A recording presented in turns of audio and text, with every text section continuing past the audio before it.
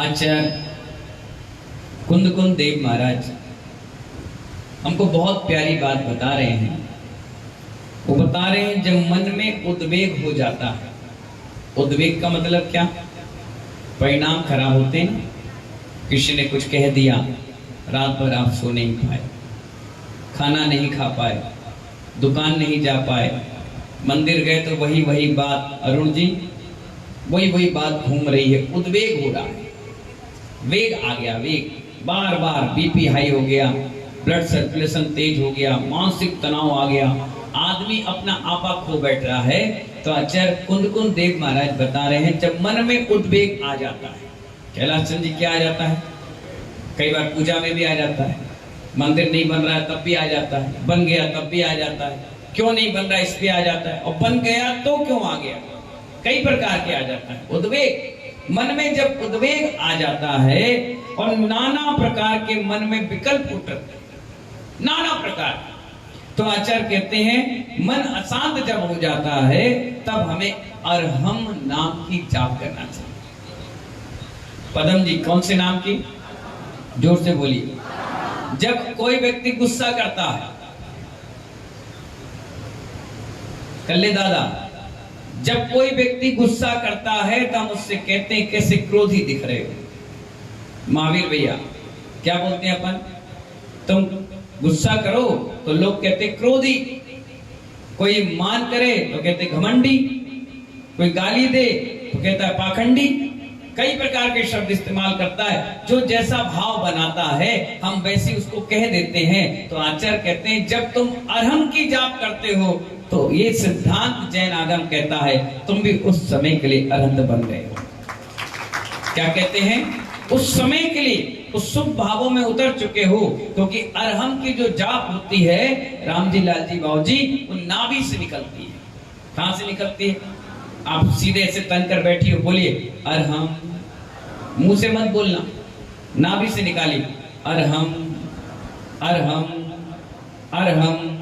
जब नाभि से आ रहा और मां निकल गया तो मन में जितने उद्वेग चल रहे हैं, अशांत है, नाना प्रकार के विकल्प है, वो यहां से निकल गए। कोई मुझसे भी कहता है महाराज जी आप इतने सारे काम कर रहे हो, इतने सारे मंदिरों को बनवा रहे हो, प्रेरणा दे रहे हो, इतने सारे संत भवन कार्यक्रम, सामाजिक व्यवस्थापक सब कुछ कर लेते हो, तो आपको कभी ऐसा नहीं आता रात के कोई बुरे सपने आते हो, कभी कुछ आते हो, कई प्रकार के। मैंने बिल्कुल नहीं, मैंने कहा मैंने काम बोला और पन्ना पलट दिया, अब मैं दूसरे पन्ने पे काम करता हूँ, उस पन्ने को लेकर नहीं बैठता कि अब यही यही यही यही। तो ऐसे में अगर मैं रहूंगा तो मेरा गुणस्थान पहला और चौथा और पांचवे में रह जाएगा, छठवां गुणवस्ती तो मैं गुणस्थान वस्ती तो मैं कहलाऊंगा ही। इसलिए मैं अपने गुणस्थान में मस्त रहता हूँ, अपना काम कहा बोला और छोड़ दिया।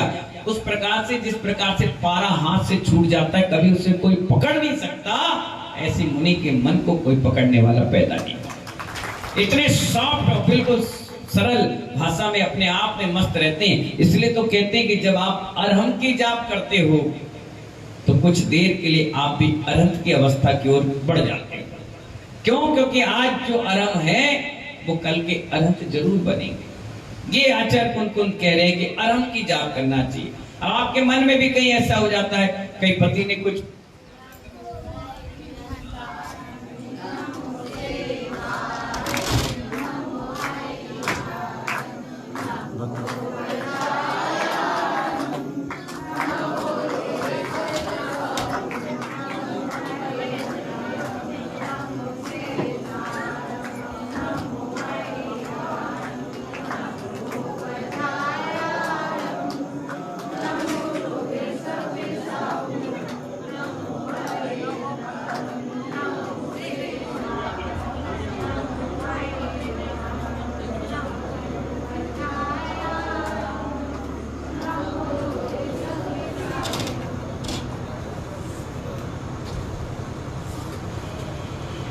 महानुभाव, जब कभी आपके पति से या पत्नी से कोई बात बिगड़ जाती है, कुछ बात हो जाती है, ऐसा कोई परिवार नहीं है जिसमें दिन भर में कुछ खटपट और पटपट नहीं होती हो। अभी रक्षाबंधन निकल गया, इसमें ही हो गई होगी, तुमने मेरी बहन का सम्मान नहीं किया, तुमने अपने घर जल्दी चली गई, कब आओगी, जल्दी आओ। तुमने मम्मी पापा के सम्मान नहीं रखा, तुमने मिठाई नहीं बनाई, तुमने नमकीन नहीं बनाया। बताओ, तुम बाजार की मिठाई उठा लाए, सड़ी सी उठा लाए, कौन सी 2 रुपए की राखी बांधी, मैंने 2000 दिए। कई प्रकार के विकल्प आए होंगे, हर गृहस्थी में आते हैं। तुमने साड़ी पुरानी पहन ली, बताओ नहीं लाके दी, क्यों नहीं पहनी। तुमने चप्पल सड़ी सी पहन ली, बताओ। तुम सोती रही, मेरे माँ पापा आए और तुमने ध्यान नहीं रखा। अपना साला आया तो बड़ा ध्यान रख लिया, मेरे परिवार आया तो ध्यान नहीं रखा। ऐसी बातें आती होंगी, मन परेशान होता होगा। तो आचार्य कुंद कह रहे हैं कोई बात नहीं, ये गृहस्थी के जीवन है, लगे रहेंगे। कौन सा ऐसा टायर है गाड़ी का जो पंचर नहीं होता? कौन सा ऐसा टायर है जो चलने के बाद घिसता नहीं? कौन सी ऐसी गाड़ी है जो 2, 4, 5 हजार किलोमीटर चलने के बाद सर्विसिंग नहीं होती? हर जीवन में आते हैं उतार चढ़ाव, इसी का तो नाम संसार है महानुभाव। और इसी संसार से जो निकलता है वही सिद्ध आत्मा बन पाता है। इसीलिए बुराई भी अच्छी है और अच्छाई भी अच्छी है, क्योंकि बुराई अगर नहीं होगी तो अच्छाई की कीमत कैसी होगी? बुराई भी जरूरत है। अगर खट्टा ही खट्टा खाओगे तो मीठा का स्वाद भूल जाओगे। मीठा भी जरूरी है, खट्टा भी जरूरी है, कर्म भी जरूरी है, पुण्य भी जरूरी है। जब तक तुम्हारे सामने 2 चीज नहीं होंगी, जब तक आप अच्छा और बुरा का भेद करना ही भूल जाएंगे। इसलिए दोनों चीज आपके लिए जरूरी है। अब निर्णय आपके विवेक पर है कि हमें गृहस्थी में रहकर के दिन भर उद्वेगों में जीना है, अशांत वातावरण में रहना है, या इससे निकलकर उस अरहम परमेष्टि को ध्यान करना है। इसलिए तो कहा गया दिन भर नाना प्रकार के विकल्पों में जो जीवन जी रहा है उसको निकालने के लिए ये अरहम की प्यारी सी जाप है। अकेले में बैठो और 2 मिनट के उसकी जाप करो, अरहम अरहम अरहम।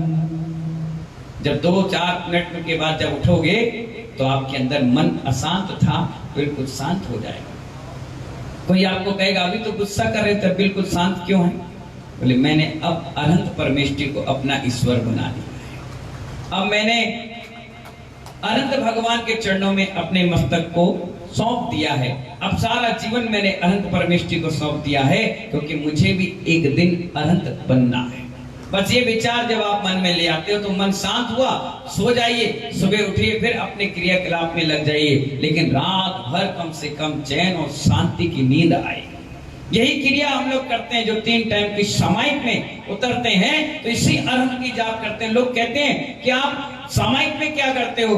मैंने कहा सिर्फ अरहम के ध्यान में उतर जाते हैं। किसके ध्यान में? इसी प्रकार अंदर से सारी गंदगी, स्वाभाविक है जब आप सिगड़ी में आग लगाओगे तो धुआं कहाँ निकलेगा? ऊपर। नीचे आग, तो जब आप नाभि में अनंत रूपी अग्नि को प्रज्वलित करोगे उसका धुआं सीधे सीधे निकलता चला जाएगा, और जितना धुआं निकल जाएगा उतनी सुंदर अग्नि आपकी जल के प्रवर्तित हो जाएगी और बहुत सुंदर जीवन आपका हो जाएगा। जितने अशांत परिणाम है वो ध्यान अग्नि में जलकर समाप्त। और यकीन ना हो तो आज घर में जाकर के 2 मिनट, 1 मिनट, 10 सेकंड, 20 सेकंड इस अरहम की जाप करना। अरहम की जाप करना आपको ऐसा लगेगा वाकई में कोई हमारे साथ है। हाँ कोई तो है, अरे हाँ तभी मुझे अच्छा लग रहा है, बहुत बढ़िया लग रहा है, कितनी अच्छी शांत परिणाम, हो मजा ही आ गया, बहुत बढ़िया लगा। बस आपका पैसा वसूल कार्यक्रम हो गया, यानी आपने जो जाप करी वो आपकी सार्थक हो गई। मन में प्रसन्नता आना चाहिए। कोई भी क्रिया आप कर रहे हैं, मन में खिन्नता आ रही है तो आपका देना बेकार है। मन में प्रसन्नता आ रही है तो समझ जाओ आपने देना बिल्कुल सार्थक हो गया। आहार देने के बाद मन में आया अरे मजा ही नहीं आया, बेकार हो गया। 1 गिलास भी दिया, आज तो धन हो गए, आज रक्षाबंधन के दिन मुनिराज को आहार दे दिया, मजा आ गया, बहुत खुशी मिली, अरे वाह। तो समझ जाओ आपका आहार देना सार्थक हो गया। चातुर्मास का कलश लिया और मन में खिलता आ रही, अरे यार कहाँ फंस गए विनोद जी, कहाँ फंसवा दिया महाराज ने, कैलाश चंद जी, अरे यार नाम बोल दिया, राम जी, अरे यार फंस गए। तो कलश लेना आपका बेकार हो गया। ये सोचो कि डबरा में 200 घर में 1 घर मेरा भी मुनिराज की नजर में था, जो मेरे द्रव्य का उपयोग इस वर्षा योग के कार्यक्रम में होगा। महानुभाव कितने लोगों को पुण्य मिल रहा है, कितने लोग सुवासरों कर रहे हैं। कल रात के मुझे इतनी खुशी हुई इतनी खुशी हुई जितनी खुशी तुम्हें नहीं हुई उतनी मुझे हुई। हमारे राजू कपड़े वाले, मैं अंदर कमरे में था और समाई कर रहा था, बाहर 4-5 लोग बैठे और क्या कह रहा है वो राजू कपड़े वाला व्यक्ति, कह रहा है भैया मैंने एक काव्य याद कर लिए भक्तांबर के, तू सुन। और वो भक्तांबर का बिना देखे भक्तांबर प्रणति मौली मणि प्रभा, मैंने सुना, मैंने कहा अरे ये कौन इतने सुरीली कंठ से गा रहा है भाई। मैंने तुरंत दरवाजा खोला, बोले महाराज जी नमस्ते नमस्ते, बैठ गए। बोले और ठीक हो? बोले ठीक है। भक्तांबर सुन लो महाराज जी। मैंने कहा सुनाओ। बिना पुस्तक के बिना कॉपी के उन्हें यूं सुना दिया। मैंने कहा काश अगर वर्षा योग नहीं होता तो ये व्हाट्सएप और फेसबुक में लगे होते, आज शुभ आश्रय कर रहे हैं। कितनी बड़ी बात है, आप खुद सोचिए। अगर ये वर्षा योग नहीं होता, ये साधु नहीं पहुंचते, नहीं आते, नहीं प्रवचन देते, तो ये छोटे छोटे बच्चे जो रोज गिफ्ट बांट रहे हैं, ये अभी केक में थूक रहे और फूक रहे होते, पोत रहे होते, डांस कर रहे होते। इनकी नियति सुधर गई महानुभाव, क्योंकि ये मति आपके साथ जुड़ गई, इसलिए आपकी नियति सुधर गई। इसीलिए मैंने कहा महानुभाव वर्षा योग नित्य प्रति वर्ष समाज में होते रहना चाहिए। इससे आपकी समाज की गंदगी साफ हो जाती है।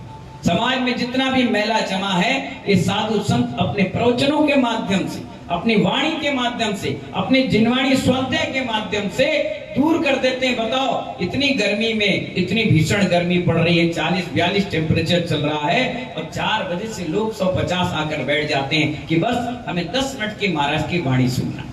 कहां कहां दुकान में लेबर को बैठा देते कि भैया आधा घंटा तुझे यहीं बैठना है, हम महाराज जी के प्रवचन सुनने जा रहे हैं, क्योंकि हम सुबह और शाम नहीं आ पाते हैं। सोचिए सुबह 6-6:30 बजे से लोग आकर बैठ जाते हैं, सिर्फ इसलिए कि हम 2 शब्द सुन ले। और तो और कुछ ऐसी महिलाएं जो बेचारी चौके में लग गई, कोई गृहस्थी में लगी हैं, नहीं आ पा रही हैं, बेचारे नेट के माध्यम से, फेसबुक के माध्यम से, यूट्यूब के माध्यम से सुनती हैं। मुझे तो बड़ा आश्चर्य होता है, जो बहनें यहाँ से घर गई अपने मायके, वो वहां से सुन रही हैं और वहां से सुन करके याद कर रही हैं और आकर यहाँ पर जवाब देती हैं, जिज्ञासा लेकर आती। मुझे बहुत खुशी मिलती है कि आपने बताए हुए मार्ग पर चलना चालू कर दिया। कुछ लोग तो ऐसे भी होते हैं जो सुनते हैं, उनको कोई मतलब ही नहीं, वो मटका उल्टा रखा हुआ है उनका, कितना ही पानी डालो, गंगा जल डाल दो, सीता का जल डाल दो, गंगोत्री का जल डाल दो, समुद्र का डाल दो, उल्टा मटका है, कभी जिंदगी में नहीं भर सकता। आपका कम से कम मटका नहीं तो लोटा है, कुछ ना कुछ तो भरकर लेके ही जाओगे। इसलिए महानुभाव आचार्य भगवान कहते, जब मन अशांत हो जाए, उद्वेग से भर जाए और नाना प्रकार के विकल्प उत्पन्न होने लग जाए, तो किसी कोने पे ऐसे स्थान पर चले जाओ जो डू नॉट डिस्टर्ब, कोई आपको डिस्टर्ब ना कर रहा, और 10 मिनट 5 मिनट उस अनंत परमेष्टि की अवस्था से बात करना चालू करो, जिसको एक दिन ये जीव धारण करने वाला है। सोचो, विचार करो कि मैं कौन हूं, काहे के लिए आया, मेरा क्या रीजन है, क्या मेरा जीवन बस इसी सब चीजों के लिए है?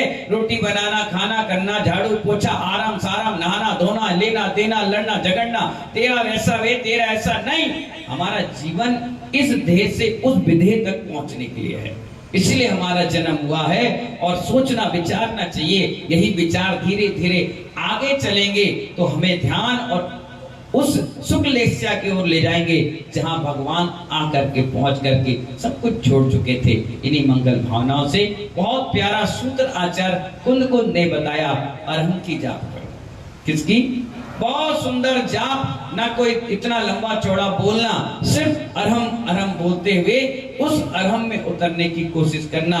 कहीं अरहम के चक्कर में अहम में मत उतर जाना, अरहम के चक्कर में कहीं अहंकार में मत उतर जाना कि मैं तो भगवान नहीं। कपड़ाधारी कोई भगवान नहीं होता, कपड़ा उतारने के बाद ही भगवान बनने की ओर कदम बढ़ते हैं। अभी तो सिर्फ प्रैक्टिस रूप में आप बनाने की प्रयास कर रहे हैं, धीरे धीरे प्रयास आगे बढ़ता चला जाएगा। इन्हीं मंगल भावनाओं के साथ समय आपका हो रहा है। समय मिला तो हम सब लोग फिर मिलेंगे। जब तक के लिए बोलिए जय, बोलिए महावीर भगवान की जय।